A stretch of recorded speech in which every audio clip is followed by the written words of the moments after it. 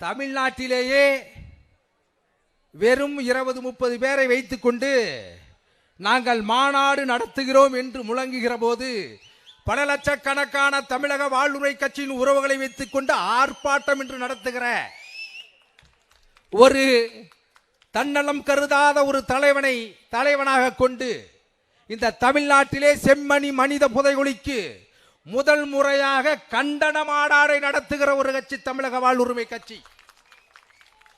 எங்கோ இருந்த புலிகொடி முள்ளிவாய்க்காலிலும் நந்திக்கடலிலும் வீழ்ந்து விட்டது என்று நினைத்த போது இல்லை இல்லை, முந்திரி காட்டில் பிறந்த தமிழரசன் கரம் பிடித்து வருகின்ற முத்தமிழன் வேல்முருகனின் கொடியிலே இந்த கொடியை பதித்து நாங்கள் தமிழர்கள் எங்களை வீழ்த்த முடியாது என்று பிரகடனப்படுத்த இங்க கூடியிருக்கிற உங்களுக்கு மிகப்பெரிய நன்றி கடமைப்பட்டிருக்கிறோம்.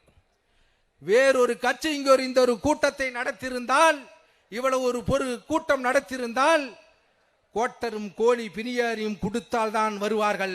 ஆனால் கொள்கைக்காக கூடுகிற ஒரு கூட்டம் தமிழக வாழ்வுரிமை கட்சி கூட்டம். கும்பல் அல்ல, கூடி களைவது கும்பல். கூட்டம் என்றால் கொள்கைக்காக கூடுவது கூட்டம். இன்றைய நிலையில் தமிழ்நாட்டில் கொள்கைக்காக கூடுகிறது ஒரு கூட்டம் என்றால் அது தமிழக வாழ்வுரிமை கட்சி தான். நீங்க பார்க்கலாம், ஐயா எடப்பாடியார் கிளம்பிட்டார். எதுக்கு? நோட்டுக்கு சீட்டுக்கு. அம்மா பிரேமலதா கிளம்பிட்டாங்க. பாவம், ரொம்ப கஷ்டப்பட்டவங்க தமிழ்நாட்டில். இவர்களெல்லாம் நம்மளை ஆள துடித்த போது தமிழர்கள் வாழ வேண்டும் என்று இங்கு ஒரு மாநாடு நடத்தி கொண்டிருக்கிற கட்சி தமிழக வாழ்வுரிமை கட்சி.